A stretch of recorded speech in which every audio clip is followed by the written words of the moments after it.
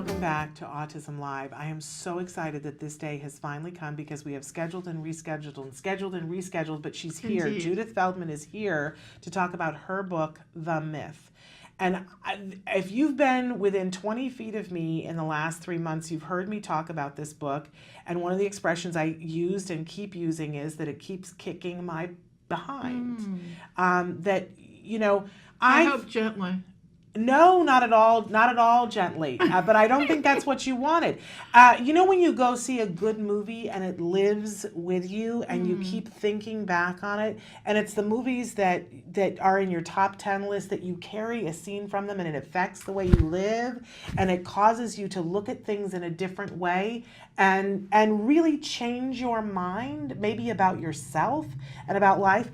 And I think that movies are amazing, but when you read a good book, and a book does that to you, I think it's at a deeper level because you've lived with it longer than a movie. You go into a movie, you're there for maybe 2 hours, and then you're gone.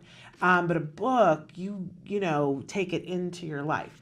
And this book has done that for me across 2 months now. I'm still on a daily basis thinking about things in the book and looking at my life in a different way and applying different things in a way that's really meaningful to me. So that's what I mean with it keeps kicking my behind, because it keeps challenging me, things that I experienced while reading the book and things that I experienced through your writing that made me look at my life in a different way. And I keep having to apply that litmus test and going, okay, wait a second. And I think it's something that I really needed.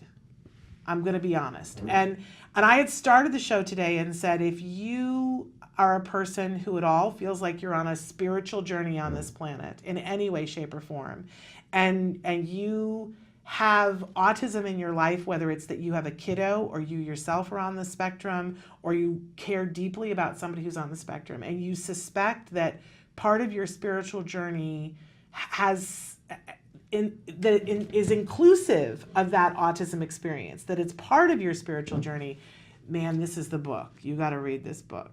Now, having said all of that, and welcome, by the way, Judith. Thank you. I may let you talk. No, I'd rather listen to you, actually. But having said all that, when people say to me, well, wait a second, what is the book about? Is this a fiction book? Is this a nonfiction book? And it would be very easy for somebody to misdiagnose this book and say that it's a memoir. And I think that would be a really wrong thing. This book is a love story. And it's a love story in the big L, not the little L. It happens to be your very personal to the bone story about a spiritual journey that you were on and finding love and self-love. And I hesitate to say this because, the earth might shake, but about your experience with God. Yes. And finding Love. a very deep love and experience with God. And through that, there is the element of your son, your very real son, who is on the autism spectrum. And so that is a through line through all of it, but I would never say that it was about that at all. But you find that, you start living Judith's story, and I've already said to her, this needs to be a movie. And I've already thought of actresses that I think would be brilliant in this movie because it's that real breathing and living for me. But this journey that you're on, and some stuff happens to you that is sort of, I don't even know what term to use. I think some people would say metaphysical. Like stuff happens to you that's above the norm. Magical. Yes. Magical. Yes, there we go. Magical. And mystical, the kind of stuff that you tell people and they go do do do do do do do, right? But I love that. I'm somebody who has big coincidences happen that you go, okay, that can't be a coincidence. There we go. Right? And I try to listen to that in my life. People often think that maybe I've lost my mind because I go, no, that happened. No, that really, really happened. I have to be honest with you, though, that I kind of lost my connection to some of that. Since my mom died, I was saying earlier today, I feel very connected to my mom today, but my mom died about 5 years ago, and in the process of that, my spiritual journey kind of dimmed a little bit, took a vacation, kind of went, we're going to go part-time instead of full-time. Mm-hmm. But that's part of, I think, why this book reminded me that there's a whole other way of looking at the world. Mm-hmm. The myth. Mm-hmm. So there we go. I'm hiring this woman. Really amazing. So really want to encourage you. There's different phases of the book. So, there are different experiences in the book. We go on a journey with you, and then we go with you as you start to research. And a lot of the research gets very intensive into stories from the Bible, and I am not very Bible literate. Mm-hmm. Nor was I. But so it's an education as well, and it all weaves together in a really beautiful way, and you're a beautiful writer. Thank you. So, but the story is beautiful, and I guarantee you it will kick your rear end and make you think. I mean, I really wrote the book because it's not just my story. It's our story. Well, there you go. And I believe it's the story that we're living right now that is actually out picturing in the world. And it's not something that I've dreamed up, but I actually dreamed up. It actually came to me in a dream. It began with a dream about 9/11, which I had 6 years before the event. And it told me the meaning of the dream, and surprisingly, well, that kind of is revealed 10 years later, but the meaning. But when I finally got it, it took me back to the Garden of Eden, which, surprise, surprise, I had no idea what really happened in the Garden of Eden. And when I went into looking into it, realized that what we think happened there actually did not happen. And it was something far more powerful. In terms of a love affair. And so, I'm going to use the word controversial because Yes. I think that this is fairly controversial. Yes. But you really make us question some of the things that we just have walked around with and skimmed. Yeah. And you really have to face what you have come to believe just because somebody maybe planted it there for you. And yet at the very least you have to look at it and go, so what do I think? Judith lays out the research that she did and the conclusions that she came to, but it really forces you to look at it and go, so what do you believe? What do you think? What do you understand something that the book, let me just look. Yes. The book is broken down into 3 sections. And the first section, as you said, is the narrative. And the reason that is because the definition of myth that I'm working with is that a myth is a narrative which discloses a sacred world. So that the beginning of the book is the narrative, which is disclosing the sacred world. I am just your guide into the sacred world. And actually my story is the way into the myth. Because in my story, the myth started to reveal itself. And it revealed itself in a love affair. And it turned out that the myth itself is a love affair. And it's Eve's love affair with God and her journey away from God and her journey back to God. There we go. And the Bible is actually one, I believe, because what happened was as a result of my own story and my own love affair, these characters started showing up in my life literally. Yeah. And they were so animated. And my story, suddenly the characters in my story became the characters of the Bible. And so that the Bible came alive. And I began to see, I believe I was being told this through dreams, and you'll see through the book, but that we're on this journey back to God. And that everything that's happening right now in this story that we're living, right here, from Donald Trump to ISIS to 9/11 to all of it, to Katrina, that it's part of the story, and that the sacred story is bleeding through into this world. And that's what I think I was being told through this initial dream and the dreams that were subsequent, was that 9/11 is about a sacred story. So, Well, and you pare it down in a lot. I mean, it would be very easy for me to say, there's good and evil. You make sure that we get to be that black and white about things. that's right. But I will say this, as we're describing it, I think we're doing a disservice, though, to if you start reading on page 1, you're just going to go on a journey with a woman who is feeling like her whole life has gone off the rails and is saying, who am I supposed to be? What am I supposed to do? I'm not happy. My child isn't speaking. Right.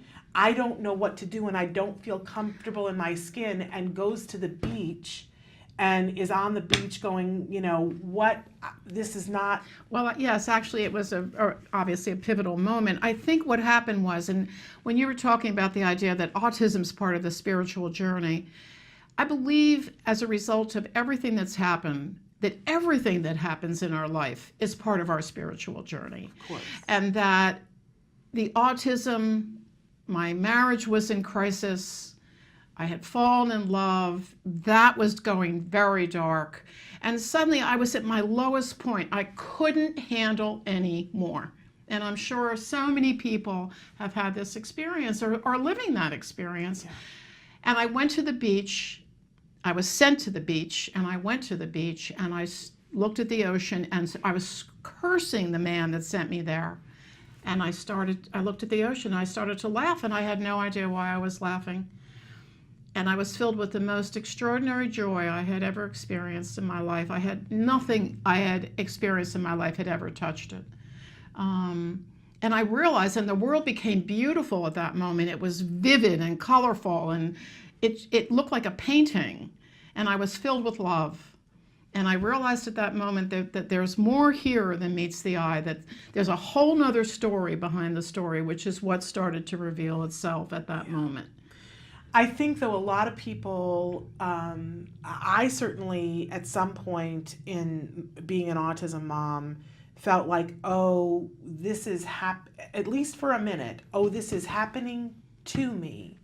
And there's the next thing is, well, why? Why is this happening to me? And it feels like the world is careening into some place that you have no control and that there's no purpose. And for me, that led to my first panic attack, right? Mm-hmm. But I think at some point in my journey, I finally got to a place, and I was able to, you came to see the show that I did. I was able to get to a place where I could say, oh, this autism, I now am clear that I'm exactly where I'm supposed to be, when I'm supposed to be, and I have exactly the child that I'm supposed to have, and exactly, the path that we took was necessary to get me here. Now, if you had asked me on day 45 of autism, I would have been furious. If you had said this to me, I would have said, oh, that's, rainbows and whatever.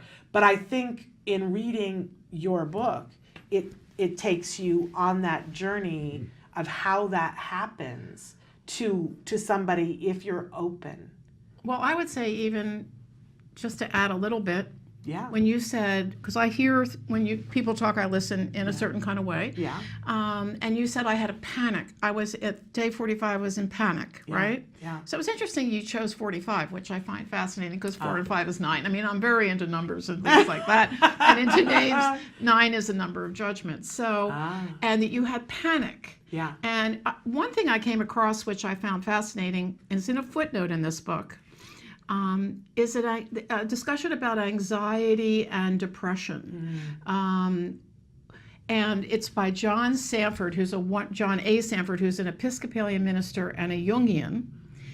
And he said that anxiety is when the transcendent energy is trying to break through, and the ego is not giving it space. So you experience anxiety. So to anyone out there that experiences anxiety, try closing your eyes at that moment and literally say, I turn my attention to, I would say God, you could say love, you could say peace, you could say infinite possibility, Atman presence, Buddha presence, whatever. Yeah. And that he said that depression is when the energy gets tired of knocking and it moves away. Oh. And then it comes back, and it's the cycle of anxiety and depression. So when you said I was anxious, Yeah. so what I would say to you is, yes, you are exactly where you are, but I always feel that whenever anxiety hit, lean in, Yeah. go deeper, go deeper. Because I think in the end that autism's, there's a website actually on Facebook or a page that talks about the idea of autism as a journey into consciousness, which I do believe. I believe that our illnesses are a journey into consciousness. I believe our disappointments are a journey into consciousness. Now, with my particular journey, I came to consciousness, and then at a certain point, because my life started to unfold so magnificently, when I answered the call, Yes. which I think autism's a call. Yes. You know, it's a call from God, come to me, come to me. And when I answered the call and started to meditate, I didn't suddenly become a religious person, but it was like, I became more like a holy moly, God is real? Are you kidding me? This thing called God is real? We're real. Oh, this is really happening. Right. Because I had experienced God, and I think I'm a screenwriter, so when you talk about the idea that it feels like a movie. It's a movie, I'm telling you. And it's fun. It's very fun. I mean, you really feel like, especially in the beginning of the book. For any romantic, it's great. It feels like you are in a fast-paced chick lit There you go. book with this woman who's got all these things going on, and you know, this thing comes and happens to her, and then what she decides to do about it. It really is a fast-paced, page-turning book. It's not this deep, let's contemplate the universe. But then later on in the story, the universe pops in, and you do a little research.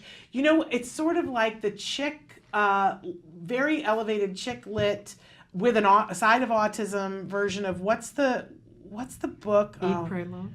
No, they ended up making a movie of it with Tom Hanks. The movie wasn't good. Where he's looking at all of the different things having to do. It's like Angels and Demons, but it's the one before that one. The Dan something. Dan. The Da Vinci Code. The Da Vinci Code. It's like that without international espionage. And with autism and romance. And romance. It's a and romance. That's how it is. It's a mystery and a romance. Yes. Somebody wrote in one of the reviews, I love this, they said that this is a mystery disguised as a book about self-discovery. Which I still think it's a love story. But it is. And it is a love story. And, but interesting, I say in the book that I think it was interesting that when God showed up, it was intermingled with a love story, that it was all tangled up. Yeah. Because I felt that if this God had come at me seriously, it would have turned me off. Well, it would have been so overwhelming. Even as it was overwhelming. And I think for us experiencing the book and reading it, because it is this fast-paced, page-turning, chick-lit book, you walk us into the deep end of the pool. Yes. And it's very enjoyable. That was my intention, to, because I knew the deeper waters were coming. Yeah. But, God, I just thought of something when you said, one of the things I find so funny is that a book that ultimately is a lot about Eve and about the divine feminine and the affair she had. But that it starts out with my going to the gym to lose weight. And I find it so interesting that the story about the divine feminine starts with a weight loss plan. You know? It was like exactly women right. can't get away from losing exactly weight. Right. You know? It's exactly right. It was almost perfect in that way. Absolutely. And we're leaving out the one other thing in the story because we haven't talked very much. Your son has actually been on the show, but very briefly on the show. And you do use your real names in the book, and we were talking about that just before we came on the air. So you're using your son's real name, but many people that are in the autism community are already familiar with your son because he's kind of an out there. He's a performer, an entertainer, and he's very out there. He's a rapper. And of course, we're talking about your son Rio, who's known as Soul Shocka. Mm-hmm. And there he is. There's a picture of him, an amazing young man who Extraordinary. speaks truth in this really incredible way that you can only look at it and say that's a gift, right? Yes. Oh, there's no question. And you include some of his lyrics in the book, which are stunning when you consider that they're coming from a person who was considered pretty impacted on the spectrum at one point. Well, yeah, when it first hit him, I was dealing with a child who was losing his language. You know, he'd had language, and the day before this all happened, he was on a tennis court with me, and suddenly his gait grew clumsy, his eyes started to cloud over, and he kept saying, "What's your name? What's your name? What's your name?" over and over and over, and I knew I was losing him. I was terrified. You know, and as I say in the book, I didn't really buy this crap about, you know, you wanted to go to Paris and you ended up in Amsterdam. It was like, I wanted to get to Paris, you know. Somebody get me to damn Paris, you know. And Rio is part of this. The second part of the book, the first part is the narrative. The second part is the miracle, which was when I thought, after my life started to unfold so beautifully, having taken this spiritual journey, why not heal my son? And my friend of mine said, why don't you ask the universe to help? And so I had no idea what I was doing. And I sat there and closed my eyes and said, I want to heal my son. Does anyone want to help me? And 3 weeks later, I was sitting on my deck and looking at the ocean, and I heard, meditate with Rio every day. Use magic to get Rio to meditate, and meditate with him every day, and he will be healed. And I started to meditate with Rio, and his language came in, and it started to organize, and he started doing things he had never done. Doctors were calling us, asking us what's going on with Rio. And I heard him say to an aide, I can finally say what I'm thinking, which of course absolutely broke my heart. Right. And you know, 3 months later, I witnessed his first real conversation at Christmas, and I literally fell to my knees and wept. Yeah. You know, the school psychologist was saying it's as if Rio's authentic self has emerged, which the authentic self is the self that has no disease. I'm not talking about autism as a disease. Right. I'm talking about basic spiritual healing. Yeah. When you do spiritual healing, I've come to find out, subsequent, you're calling forth the authentic self, which is magnificent. It's the God self. And then Rio started to rap right after this. And what he was rapping was not only mind-blowing, because he was rapping the story of the world. Yeah. And he was talking to this dark energy and saying, you are so done. But also, he was affirming to me what I was getting in dreams. You know, I'd have a dream, then he'd come in and say, let me rap, and it would be the same dialogue. You know, it was like, so we were hooking up to something. Right. And I'm sure that you have had people who have been doubters and who are like, what you talking about? Yeah. Because whenever we start talking, and I just want to backtrack a little bit, whenever we talked about healing somebody, and especially within the realm of autism, I want people to understand, because I know that you are somebody who's all about self-advocates and whatever choices that they want to make, but the root of the word disease is dis-ease. You're not necessarily talking about. I know we're always picking words to assign. I just want to make sure so that we don't have people absolutely. writing in and saying, but Rio was somebody who felt trapped. Look, I was heartbroken watching him. Yeah, watching the struggle. He was uncomfortable. Well, he couldn't do what he wanted to do. You know, he couldn't say what he wanted to say. He couldn't do what he wanted to do. And that opened up for him. That's what we're talking about, that opened up for him. And for him to be able to say, I can finally say what I want, what I'm thinking, how meaningful that was for him, and now how meaningful it is for the world, because Rio gets on stage and it changes whatever's happening. Well, thank you.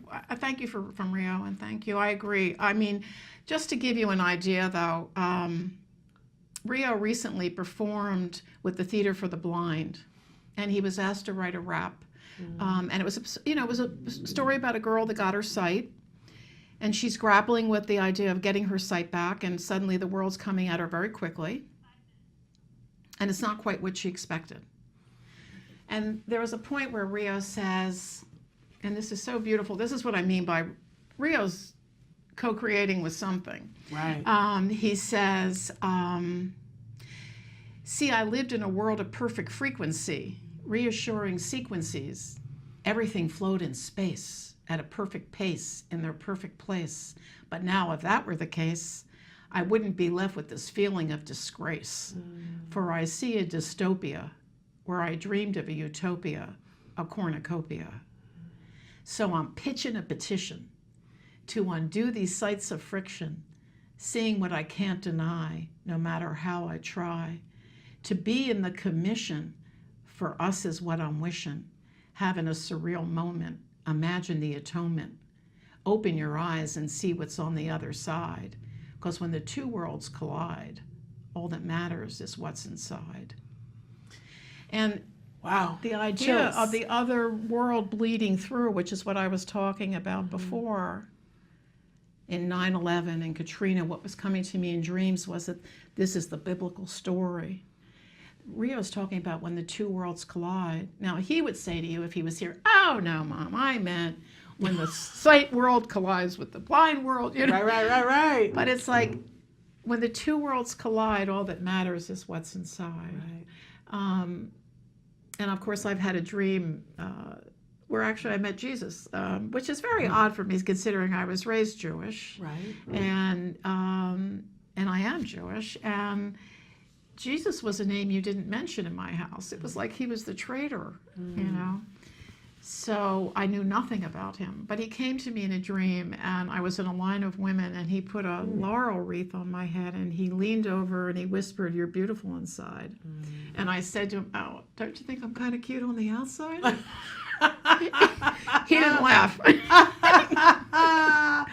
Too funny. Yeah, but the spirit of the book is very much like that, and the writing of the book in terms of there's the a humor, great sense of humor. Yeah, yes. there is, and a great sense of irony and laughing at the things that happen. Yeah. I find that there are people who have stuff happen in their lives and they notice it and they refer to it, and other people who go, oh no, that kind of stuff only happened in the Old Testament. That we don't have Old Testament stuff. And I'm like, did you turn on the news? We're having Old Testament stuff right now. So now you're seeing it. And I am, and I just think that I had put on hold the fact that I'm a part of that, and that, that it's a part of me, and I have to pay attention to it, and I'm part of the conversation. Well, I had just turned the volume down on that in my life. And your book is making me relook at things. Well, just as God called Israel, and Israel was sent into famines and wars, God's calling us, and we're being sent into hospital rooms and romance going bad and, all those things, and worse. Yeah. I had a dream. I talk about the political situation right now in the book in terms of what it represents in the story.